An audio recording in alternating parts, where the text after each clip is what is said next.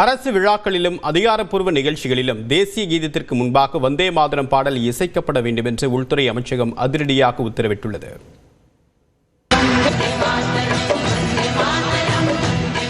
இந்தியாவின் சுதந்திர போராட்ட காலத்தில் தேசபக்தியின் அடையாளமாக திகழ்ந்தது வந்தே மாதரம் பாடல். வங்காளத்தைச் சேர்ந்த புகழ்பெற்ற எழுத்தாளர் பங்கிம் சந்திர சாட்டர்ஜி 1870 ஆண்டுகளில் எழுதினார். 1982 அவர் எழுதிய ஆனந்தமடம் என்ற நாவலில் இந்த பாடல் இடம்பெற்றது.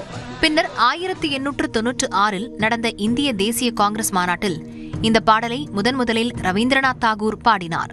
1905 ஆண்டு ஆங்கிலேயர்கள் வங்காளத்தை பிரித்தபோது அதற்கெதிரான போராட்டத்தின் தாரக மந்திரமாக வந்தே மாதரம் மாறியது.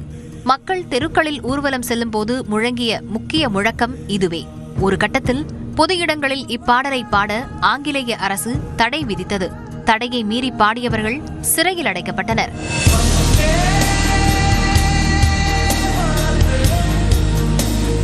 இந்தியா சுதந்திரமடைந்த பிறகு ஜனகணமன தேசிய கீதமாகவும் வந்தே மாதரம் தேசிய பாடலாகவும் அறிவிக்கப்பட்டது.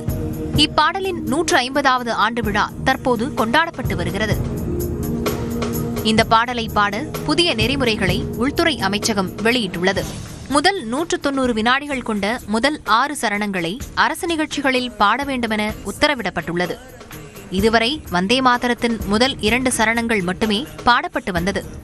அந்த 2 சரணங்களில் நிலம், நீர், காற்று, இயற்கை வளம் போற்றப்படுகின்றன. தற்போது 6 சரணங்கள் கொண்ட முழுமையான பாடலை பாட வேண்டுமென உத்தரவிடப்பட்டுள்ளது. முழுமையான பாடலில் துர்கை, லக்ஷ்மி, சரஸ்வதி ஆகிய தெய்வங்களின் ஒப்பீடுகள் வருகின்றன. தேசிய கொடியை ஏற்றும் நிகழ்வுகள், குடியரசுத் தலைவர், ஆளுநர்கள் பங்கேற்கும் அதிகாரப்பூர்வ நிகழ்வுகளில் வந்தே மாதரம் பாடல் பாடப்பட வேண்டும் என்று தெரிவிக்கப்பட்டுள்ளது. நாட்டு மக்களுக்கு குடியரசுத் தலைவர் உரையாற்றிய பின் இந்த பாடல் இசைக்கப்பட வேண்டும் என்றும் உத்தரவிடப்பட்டுள்ளது. மேலும் இந்த பாடலை பாடும்போது அனைவரும் எழுந்து நிற்க வேண்டும் எனவும் தெரிவிக்கப்பட்டுள்ளது. குறிப்பாக தேசிய கீதத்திற்கு முன்பாக வந்தே மாதரம் பாடலை பாட வேண்டும் என்றும் உத்தரவில் குறிப்பிடப்பட்டுள்ளது.